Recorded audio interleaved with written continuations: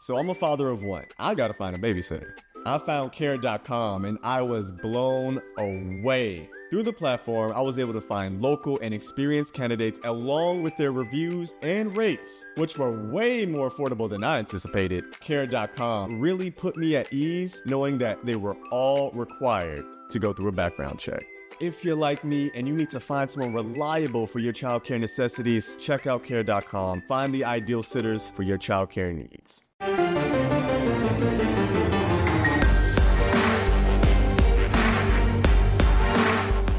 You've discovered your link to GoPowerCat.com's PowerCat podcast. Now, here's your host, GoPowerCat.com publisher, Tim Fitzgerald.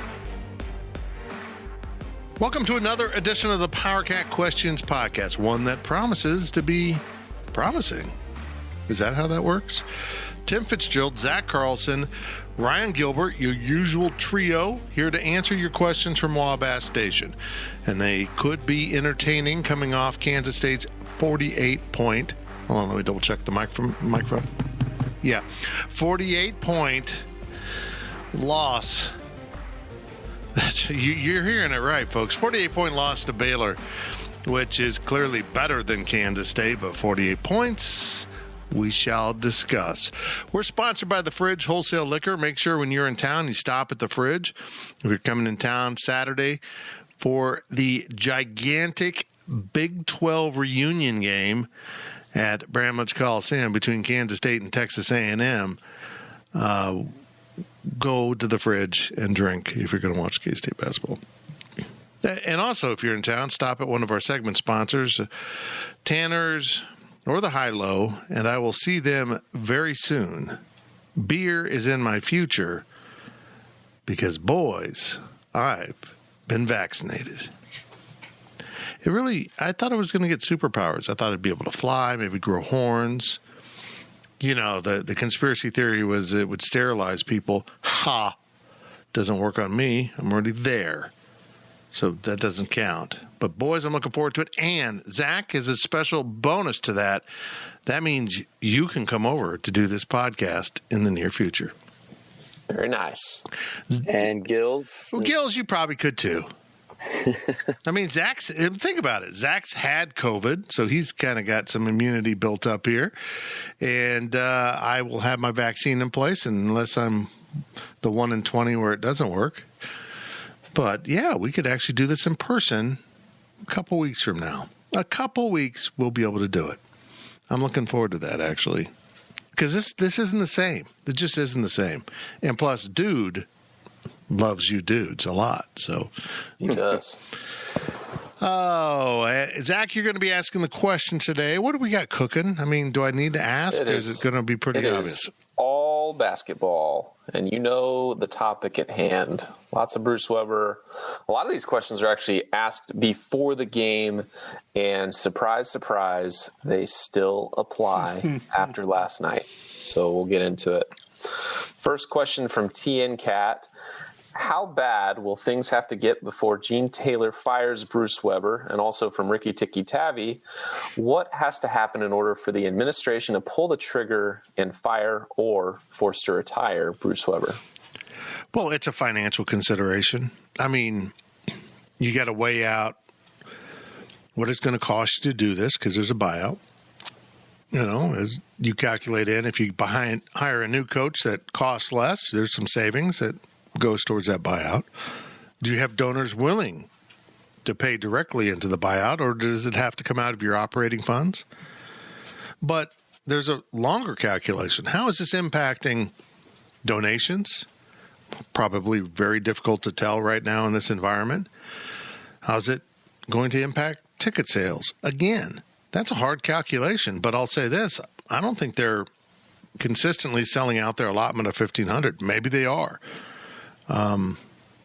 But it sure doesn't seem like it. It seems like if you want to go to K-State basketball, even at a 1,500 limit, you can get in. So it's all about finances and where the program's going. If Gene Taylor feels like this really is a natural evolution and COVID's added to the issue and they'll be back on track with a regular non-pandemic season next year and the process will start over and we can wait for at least 2 years to be average in the Big 12, because I don't see any way that happens next year. And then, maybe in 3 years when these freshmen are seniors, you're looking at Big 12 title contender. If that's, what he thinks the program can survive, then he won't make a move. And so we'll see what the finances look like.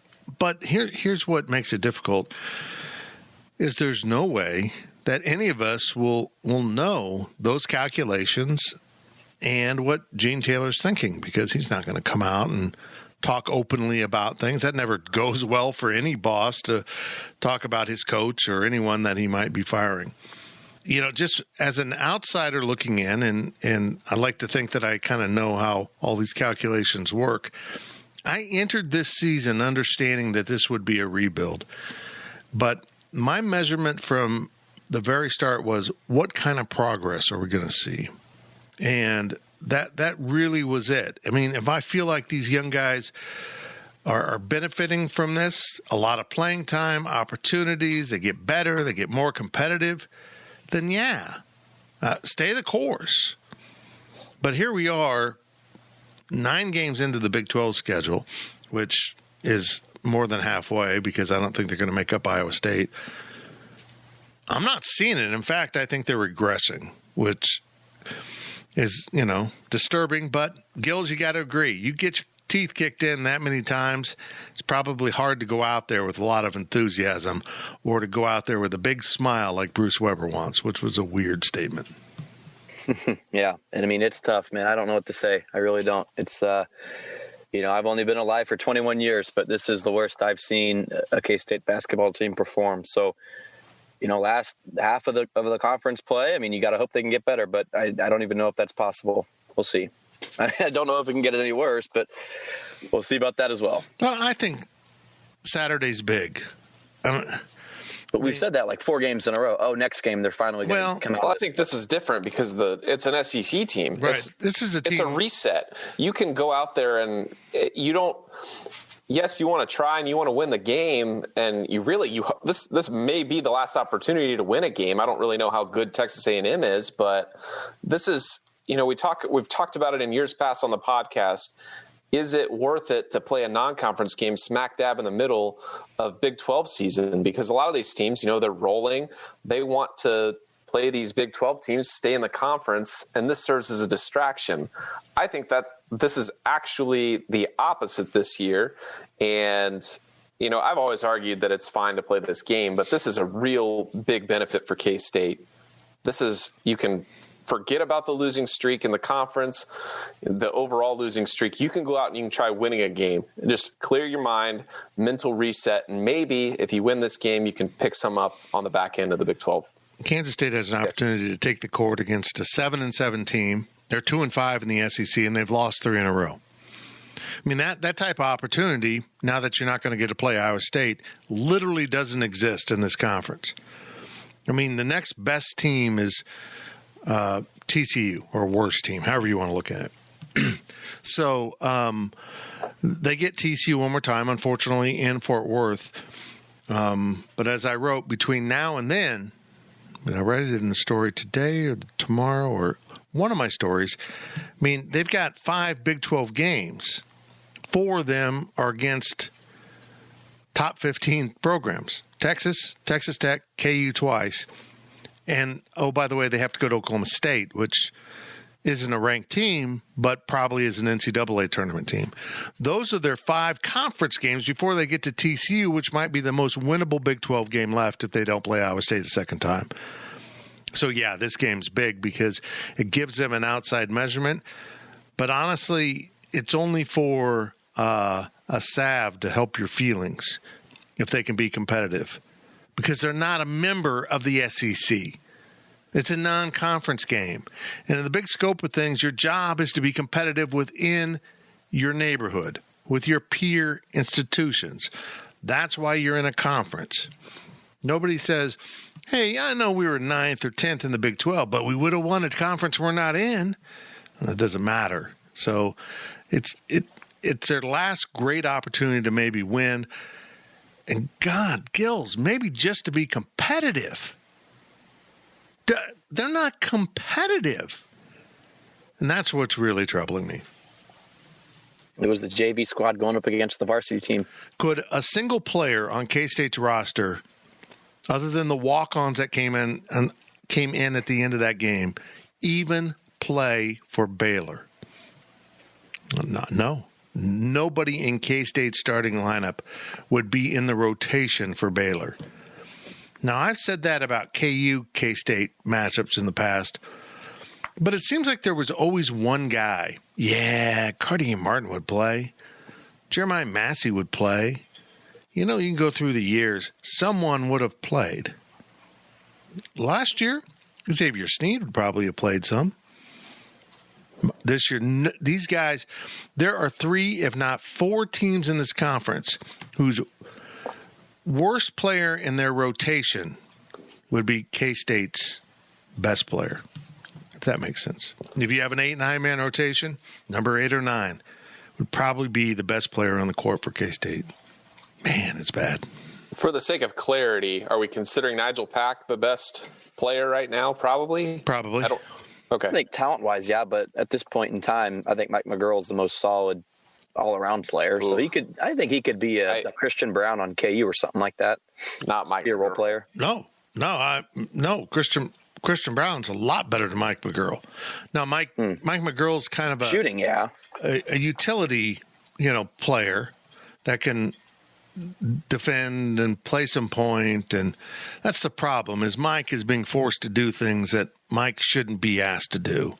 Mm-hmm. He's a role player. He's a guy coming off the bench. He can do a little of this and a little of that, but all of a sudden he finds himself feeling like, I got to get a bucket. That should never be Mike McGurl's job, because he's just not that kind of player. He's a 20-minute guy. He's the 7th guy, 8th guy off the bench. Yeah. 20 minutes is really what he is. But, yeah, if you consider Nigel Pack, I guess, I don't know if I agree that he wouldn't make 3 or 4 of the teams. But, yeah, last night, Baylor steamrolled K-State. Doesn't matter who K-State put out there. Next question is from Old School. He's new-ish, new to the podcast, so welcome. Oh, is he new or old?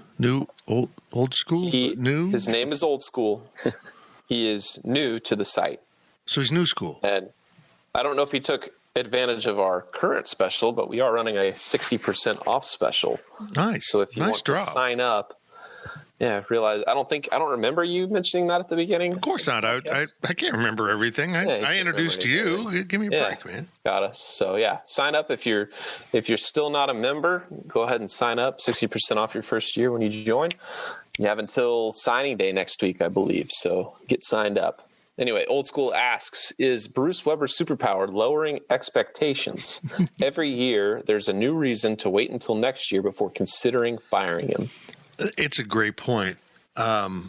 His superpower is always having the excuse that we're a young team, except for that one season when they're not, when they have, the guys finally made it to their senior year. That they're always a young team, except, once in a while they get old. Well, I think 2 out of 9 years they've been old, because so few people make it to their senior year at K-State. You recruit 6, on average 2, matriculate through the program and play 4 years. I mean, you're always young when you can't retain players for whatever reason. And making it worse, they can't retain them because they stink. Most of the guys who leave aren't good. You don't want them around. So you're always rebuilding if you're losing players at that alarming rate. And it's going to happen at the end of this season. It's just inevitable at this point. Well, if you fire him, you're going to lose the freshman. Well, if he sticks around and the freshmen feel like it's not going to get better, you might lose him then. So, I don't know. Yeah, there's always a reason, but I will push back on one thing. What this pandemic has done to certain teams and their ability to prepare or get better has been really crippling for some. And teams like Baylor that, frankly, didn't need as much preparation because they're older and wiser and they know what to do before they even hit the practice floor, big advantage. So this pandemic literally hit K-State's program at the worst time. But again, that can be true. And also it can be true that K-State's program should have never been in this rebuild. You should never have it this bad in year 9 of a program. Both can be true. From Ema Wildcat 82, well, will Bruce just own up to his shortcomings of late and announce his retirement? And will this would give Gene Taylor a pathway similar to Snyder 1.0 and that announcement and provide us ample time to select a replacement? No. I mean, Snyder retired, but he got his buyout. It was Snyder 1.0. Oh, Snyder 1.0. Snyder 1.0. I don't even see. Things have changed that drastically in the last 15 years. You have to think about it. I mean, now the buyouts are huge. I mean, there's literally millions of reasons for Bruce not to retire. Exactly. 2.7 million reasons. So he's not going to retire. Maybe he'll go to Gene and say, let me go out with dignity and say I'm retiring, but give me my buyout and I'm out and everything's cool. Maybe they'll dress it up that way. But, yeah, you got to take the money. All of us would. I mean, Zach, if you were my boss and I could either quit or you'd fire me and I'd make $10, give me my damn $10, Zach. Last question of the first half from El Camino Cat. Let's assume there's a coaching change at the end of the season. Do you think anybody on the staff should be retained? Retained, I was thinking you were going considered as a replacement, which is no. Retained, probably not. I mean, Luke Sauber. People that aren't part of the program really, and they're going to be the men's basketball trainer for as long as they want to be. Those types of people. Tom Gilbert, the SID. Yeah, he stole my answer. Look, no, I don't think so. I mean, whoever comes in will want to do things their way, have their people. And honestly, if there was someone so proven and entrenched, to be woven into the fabric of the roster and it helped retain guys, maybe you do, but that's more of a football thing. Basketball, the reality is you want to go get your own guys. You want to have people you trust, you think can do the job at the new place you're going. And you want to probably change the culture. If you're coming in because a coach is being fired, you want to remove a lot of that culture. Now, I know a lot of you think, well, does that mean the players will transfer? And look, the first job of a new coach is to recruit the players on the roster that he wants.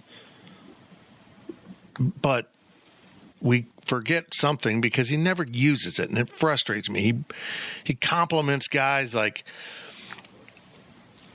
the coaches at Baylor and Texas Tech. They're great GMs because they use the transfer portal. It goes both ways. Players can go in it, and players can come out of it in your town. And so now a new coach is at a great advantage here. Didn't retain anyone on the staff. Players got upset. 7 of them left. Well, if you grind and work, you can transfer portal recruit 7 guys with more experience, more proven, and maybe a pretty decent roster. It's a huge advantage right now. It's like the dawn of free agency in college athletics. So if you've got to make a change, now's a pretty good time, really. If Shane Southwell was on the level of Colin Klein, maybe, but he's Shane Southwell, and he's only been here this is his only year, right? Mm-hmm. Has he been here longer than 2 years? Well, he was here before. In May. I mean, yeah, he's been here before, but, he's just if he'd been around a couple more years and if he'd be on the level of Colin Klein, yeah, maybe, but there's no real value, I guess, in keeping him. I don't think that he's going to sway any one player to stay if there is a coaching change and he gets retained. I agree. So I don't think the value's there. How many years can you be a graduate assistant for? Just as long as you're in school? Because I don't know about JO, but that'd be someone that come to mind. I have no clue. Yeah. You age out eventually. I mean, you could move into a player personnel role, a full-time job. Mm-hmm. I don't know, JO. That's my answer. Then, yeah. Yeah. I don't know. We'll see. We'll see if we even have to worry about this. Again, this is all up to Gene Taylor. He's going to play his cards very close to his vest, and he won't be firing anyone during the season. I mean, it doesn't make sense this year. If there's a toxic coach, if you just have to remove him from the environment, then yeah, but that's not the case here. Well, I'll do it for the first half of the Power Cat Questions podcast, sponsored by the Fridge Wholesale Liquor. I don't need to really tease the second half. We're going to talk more about K-State basketball and Bruce Weber's future with K-State basketball after this break. The Power Cat Podcast will be right back.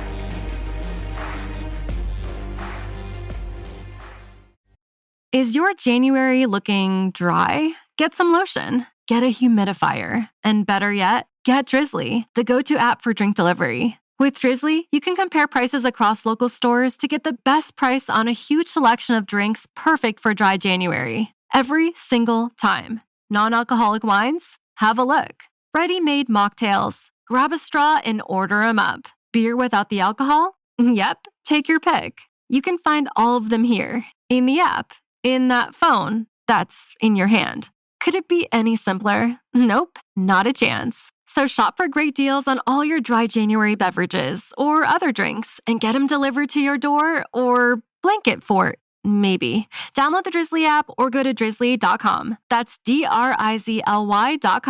Must be 21 plus, not available in all locations. And don't forget to lotion up your elbows. They're looking a little dry. JamesAllen.com is the online destination to easily design a customized engagement ring and save up to 50% compared to traditional stores. You pick a diamond, whether it's lab-created or earth-created, James Allen has over 200,000 conflict-free stones. Then you pick your ring setting and metal. And if you need some help, they have real-time diamond consultations available, where an expert can walk you through it all. Get 25% off your order at JamesAllen.com, code podcast. That's JamesAllen.com, code podcast.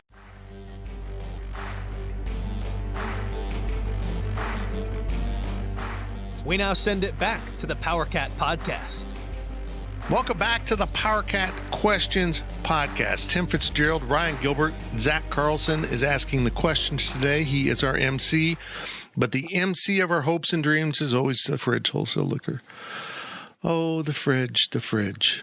I'm kind of dressed like a poet, so maybe I should write a poem about the fridge. Should I do that right now live on the podcast?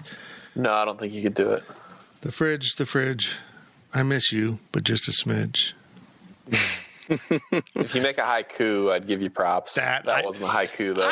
I am not a haiku guy. I look at haikus and I'm like, yeah, that sucks. So... no, I'm not going to do that. What? I was going to mention a thing on haikus. My favorite thing on Reddit, if you make a comment and there's a haiku bot, and if you do your comment just right, it'll turn it into a haiku as a response. If you just did it accidentally, it'll turn things into haikus that you didn't know. I'll be damned. Or that you meant to be a haiku. Reddit. And they sometimes turn out very beautifully.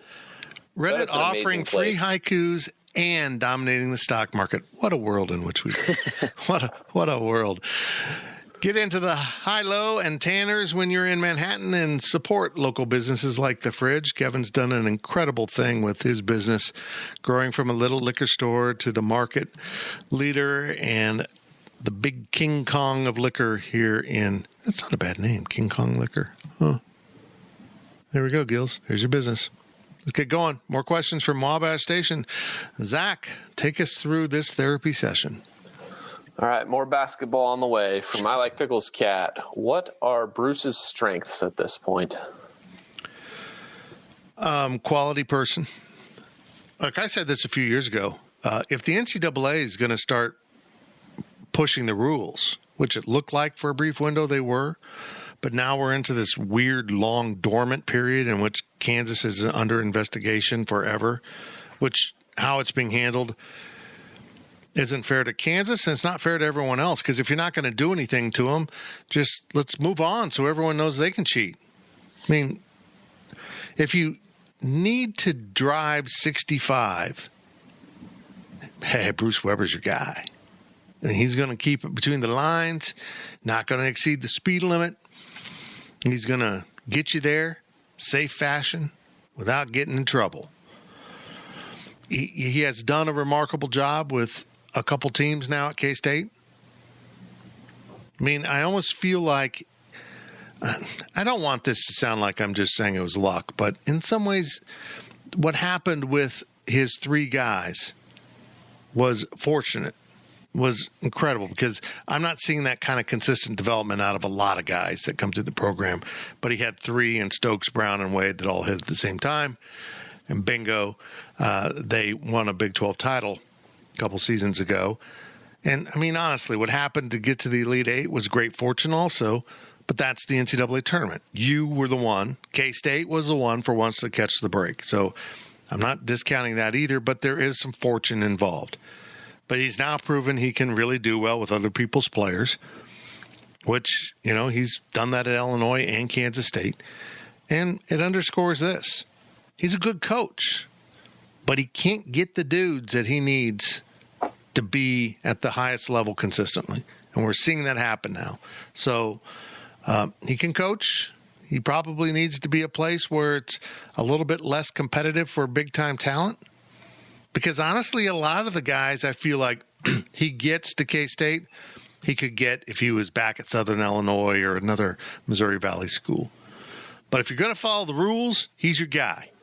And in fact, I've seen a couple programs that have popped up with some serious NCAA issues, and I thought, well, if he's available, you might want to hire Bruce Weber. He will clean you up. And that's commendable.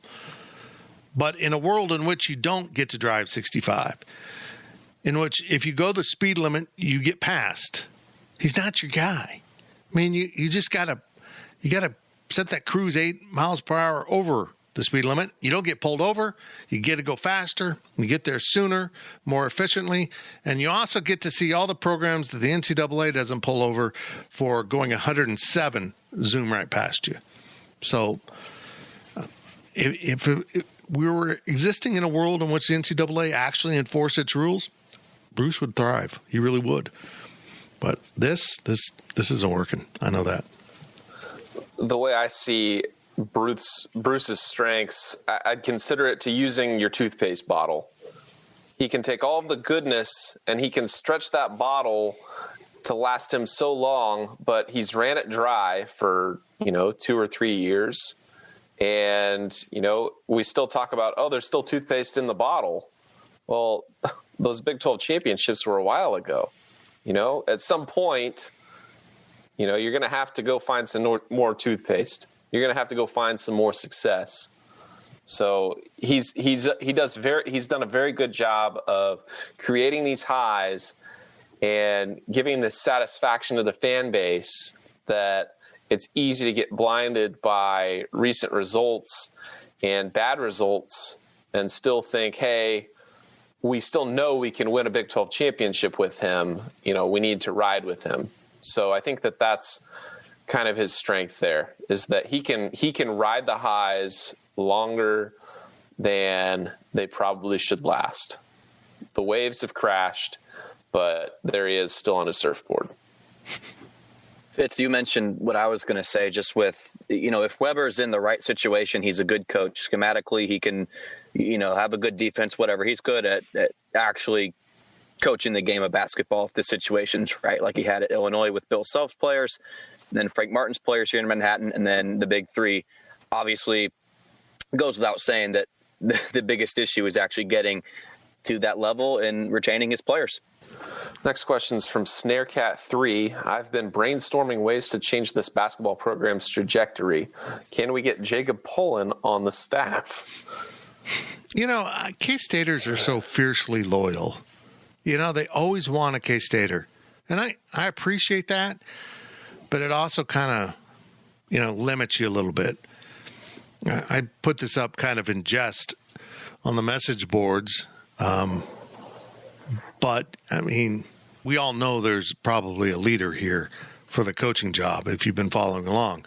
But I've been also promoting Kim English, who I really believe in, who's really young and unproven, and you'd want to put a veteran coach next to him, someone who's been a head coach, someone who's been around it, but someone probably that isn't just there for being a doorstop, someone who can improve your team and, not just be a counselor to the coach, but also really good. I would take Danny Manning as associate head coach, a KU guy and a Missouri guy. And I don't care if there's not a K-Stater on the bench. It's that bad, folks. To get back to where the program wants and deserves to be, you might have to go with someone outside the family. It's the truth. And then you go find a couple recruiters, proven recruiters, maybe guys tied to AAU, something to go get you some players. It's the way the game's played. Now, would I love it eventually if Jake's on the staff and learns how to coach and might be the head coach in 15 years, 10 years? Absolutely. But I also want whatever's best for K-State next season. Whatever that is, that's what I want. So I think if you hire Tad Boyle from Colorado and he brings in Danny Manning and I don't know who else, I'm running out of KU people, I'll take it. Screw it. I'll take it. Let's go. Let's find what's best for K-State basketball. From a very hairy man, think back on this season and see if you can remember how many weeks ago the following statement was true.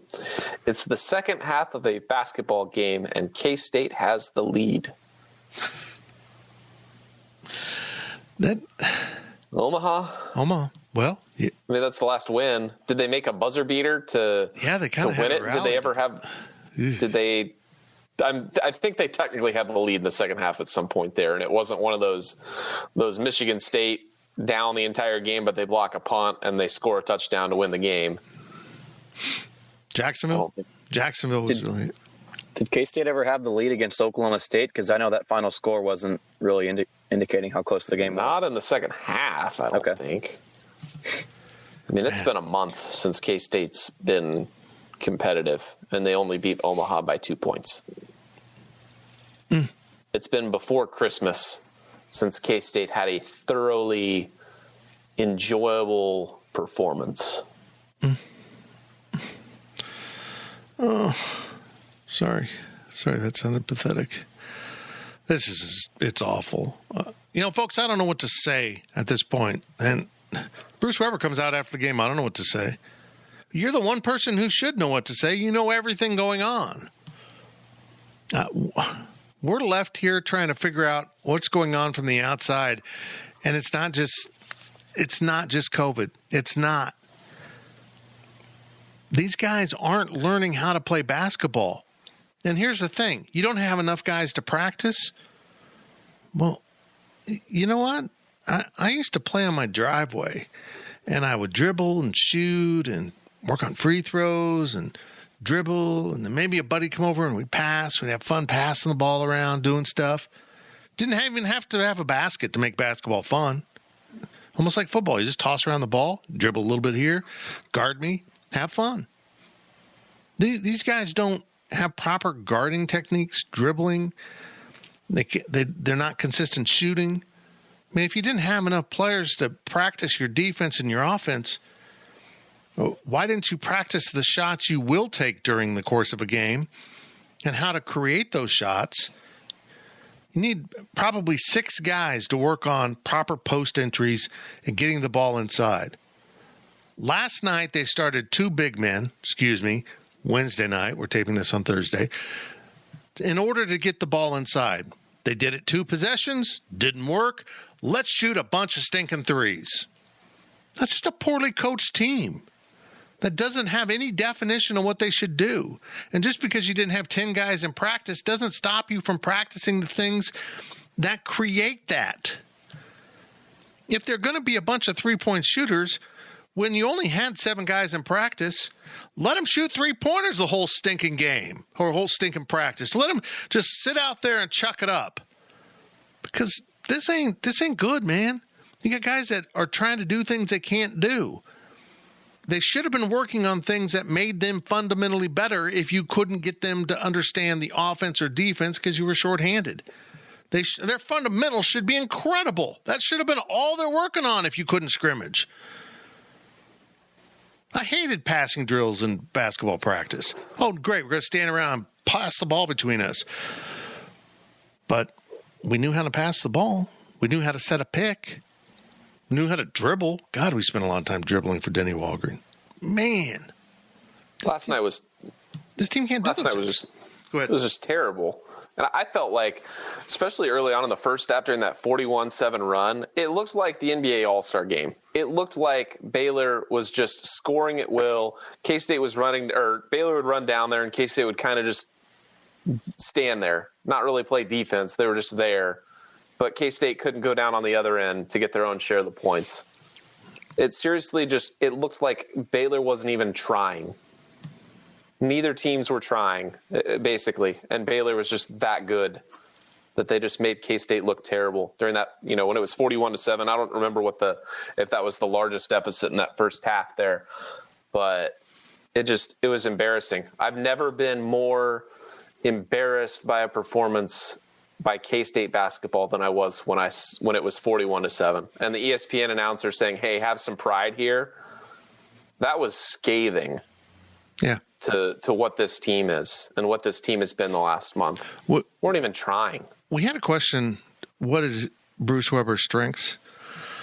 And everyone could probably list off weaknesses, zone, whatever. But here's my biggest thing, is when certain teams that are colored red and blue with yellow shoes really need a basket, really need a hoop, out-of-bounds play, a set piece that everyone's seen a million times where they run it so well. That's what Bill Self does. The times are so rare when Bruce Weber runs set pieces that earn his team 2 points. It's hard to remember them. But they do have that low post pick where Davion Bradford comes across, or whoever it is, catches the ball and has an easy bucket. A good coach can go get your team 2 points to break a run. But you look at the amount of runs this team has put up with. They have been spanked with a long stretch of not getting a basket or just one basket over and over this season. And your coach should be able to have you prepared to go get a bucket, go get a basket. Here's what we're going to do. Our backs are against the wall. Run the Carlson. Run the Carlson. That's a play call, Zach. And then they run the Carlson and you get 2 points. Whatever it is. It'd be that stupid weave KU does out front. Okay, they got better players. It's great. But you can find things. Go ahead. Last question of the podcast from ITK 1989. If you're new, welcome. I don't remember ever putting in the podcast, and I forgot to look up your post history, to be quite honest. So if you're not new, you're getting a welcome. So welcome to the podcast. I'm trying to think if we have ever been beat by 50 points in a game, even in the Asbury Wooldridge era. No, this was the worst loss in K-State basketball history since the 1800s. Since all of K-State basketball.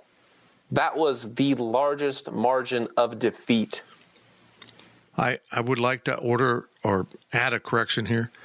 I didn't realize this, but K-State basketball didn't start till like 1902. My bad. I had said it earlier, 19th century. But still, they lost by 47 in 1934, which is an incredible feat considering how low the games were in scoring back then. So to get beat 68-21 by Oklahoma, which sounds like a football score from the 1980s, 70s, whatever. Oh, man. The worst Baylor almost covered the spread twice. Las Vegas was being polite to K-State last night, giving them 26 points, if you think about it. They were being polite. Gills, I did Jake LeBon's show out of Topeka on WIBW. I think the show's called Jake is Great, He's No Fake. I don't know what it's called. I can't remember what it's called. Sports Talk with Jake LeBon. Anyhow, I'm a smart ass on that show. Shocking. I know you're shocked. I can see the look on your face right now. You're stunned by that. He asked me what I feared most about the Baylor game, and I said tip-off. I couldn't have been more right, even though I was being a wise ass. Mm-hmm. It went south after tip-off. It got to a double-digit lead so quick it would make your head spin. And like you said, Zach, it was 41-7. And K-State didn't know what the hell was going on. It couldn't get a bucket. Hey, here's the solution. Let's shoot more three-pointers. We're not good at that. Let's do that. How? Why? At least they ran that, hey, let's shoot the half-court shot right before halftime buzzer play, and it worked. How about that, guys? That was the best thing that's happened in the last 30 days of K-State basketball. They lost by 48 and hit a shot from beyond half court to end the first half. It should have been 51. By all rights, it should have been 51. Like Bruce has said, at least they didn't lose by infinity, right? God, they were working on it. You know, one thing to mention here, and Riley Gates, formerly of this podcast, he posted I don't remember him. Last night's quote about Bruce saying to smile. Well, back in 2012, he mentioned players need to smile, have a good time or whatever. And that was obviously in, his last year at Illinois. So I think we're starting to see possibly a similar trend, but much earlier. It's still January. That was mid-February when he said that quote. So, it's get ready for the next month, because I don't know beyond Saturday. I think Saturday is probably K-State's best chance at a win for the rest of the year. Oh, absolutely. And hope you get to play Iowa State again. Maybe you get to host Iowa State at home. And then you get to be the 10th seed in the Big 12 tournament wherever it gets played. You might get to win one game. So, well, I mean, they'll be the 9th seed. That's the irony, is they're not even the worst team in the conference. Iowa State's not going to win again unless they play K-State. And it didn't look like the conference is going to reschedule that game because it doesn't mean anything. It's crazy. K-State will be the 9th seed and play the 8th seed, a team it has no chance of beating probably in Kansas City, or very little if it's TCU. TCU's the one team left that you might be able to sneak up and get. Who's the 7th seed right now?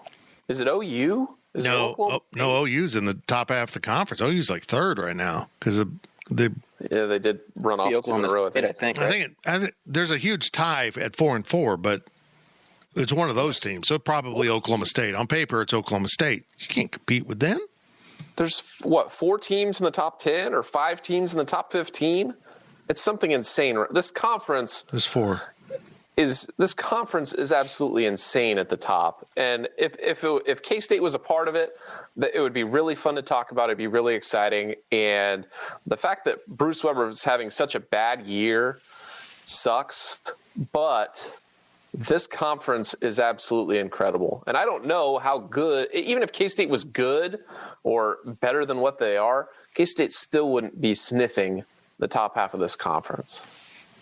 And I don't want to make excuses for what this basketball team is, because this team deserves no excuses. They are bad, and it's bad right now. But wow, the Big 12 is absolutely the best conference in America right now. Mm-hmm. It's crazy how good this conference is. It's nuts.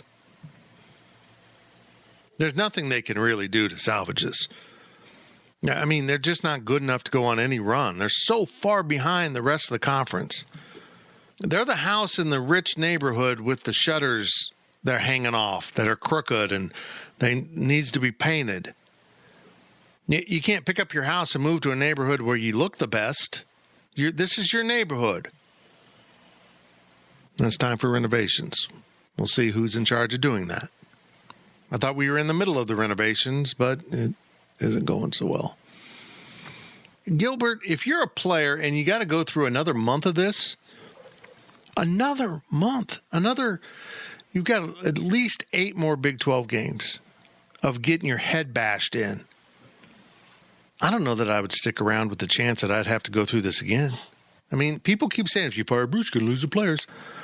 I don't know, man. I think it's equally devastating if you don't make a change, because if I'm a player, I'm like, are we going to do this again next year? Because this isn't good for my mental health. And I mean that sincerely. This isn't healthy for these kids to go through this. That's why I, of all people, Mr. Come-Out after a loss no matter what guy, actually requested no players, because it's not fair to them to have to answer these questions. This isn't entirely their fault. They were recruited here, and if they don't belong here, that's not their fault. If they're not prepared to play, that's not entirely their fault. Some of it has to sit at their feet, but they have a coach for these things. They have coaches for these things. They shouldn't have had to answer questions after that. It was just awful. And I hope I didn't step on anyone's toes by saying, no, let him go. Let him just not deal with us right now. Get the guy out here who deserves to answer the questions. And even he tried to say, well, we got to be short. We got to get a flight to get back. Dude, you don't have to go through the airport security because your flight's at 10:30. It's a charter. They'll wait on you. You're paying the bill. Folks, we appreciate you listening. I know it's not easy to hear us talk about K-State basketball, and from the downloads, we can tell a lot of you have already checked out. But you might have checked out on this season, but you haven't checked out on K-State basketball. That's when it's really bad. That's where we were with K-State football. We just didn't care. We didn't have hope. We didn't actually go for the comedic value of the game. At least I did in college. I mean, it was so bad at times, you just had to laugh. And luckily, you could smuggle in alcohol and you could handle it better. We didn't care. We didn't have any hopes or dreams that Bill Snyder could ever resurrect the program. Just be good enough not to be embarrassing. That's where football was. God, don't let that happen to basketball again. We came out of that. People had stopped caring after Asbury and Wooldridge, and even Altman to a lesser extent. There was still some hope there, and maybe the hope got Dana, and he left on his own. But we stopped caring. We let coaches go for 6 seasons each that shouldn't have gone that long. We got to hit the reset button. It was a gift from God to get Bob Huggins and then Frank Martin, and then the early period of Bruce Weber. It's all gone now.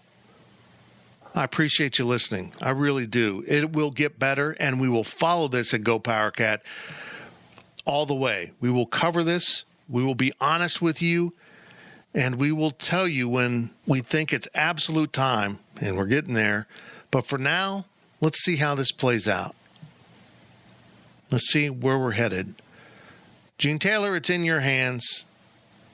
But this has always been and always will be a school that believes it should prosper in basketball.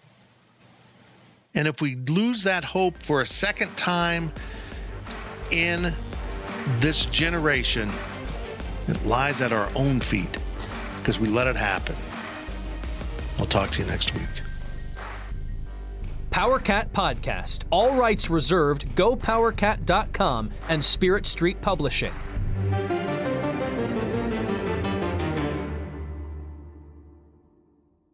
With Blue Link Plus, you can access your Hyundai Tucson Limited remotely. Doors unlocked, temperature set, lost car found. There it is. Get complimentary class-leading Blue Link Plus. Call 562-314-4603 for complete details.